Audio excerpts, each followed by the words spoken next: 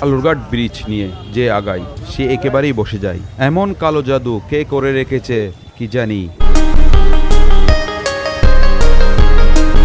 সচল দুইটি ফেরি কর্ণফুলী নদীর দুপারের যানবাহন পারাপার করে আসছে।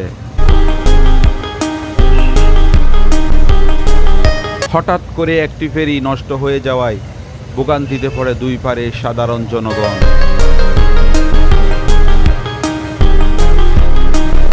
বেশ কিছু মোটরসাইকেল জমে যায় ব্রিজের দুই পারে।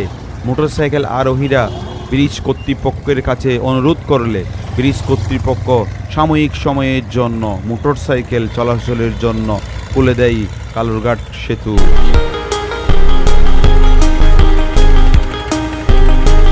এতে মোটরসাইকেল আরোহীরা কিছুটা সুবিধা ভোগ করলেও অন্যান্য যানবাহনের 20 মিনিট থেকে 1 ঘন্টা পর্যন্ত কর্ণফুলী নদীর দুই পারে যানবাহনের অপেক্ষা করতে দেখা যাচ্ছে। এতে সাধারণ জনগণের বেশ ভোগান্তি অনুভব করা যাচ্ছে। নতুন সেতুর সংবাদে বোয়ালখালীবাসী আবার নতুন করে স্বপ্ন দেখতে শুরু করে। সরকার পতনের সাথে সাথে সেই স্বপ্ন মাটিতে মিলিয়ে যায়।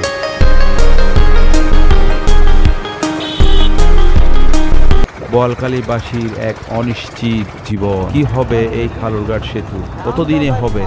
2030 সাল, 40 সাল, কবে হবে কারো জানা নেই।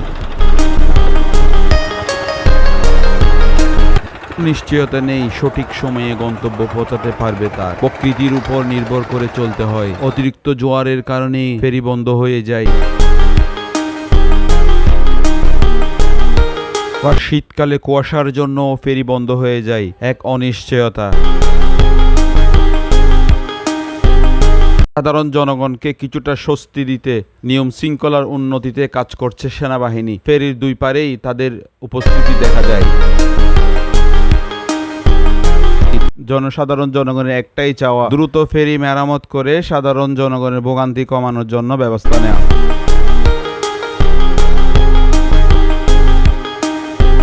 এই জন্য কাজ করছে সেনাবাহিনী। বোয়ালখালীবাসীর পক্ষ থেকে সবাইকে ধন্যবাদ।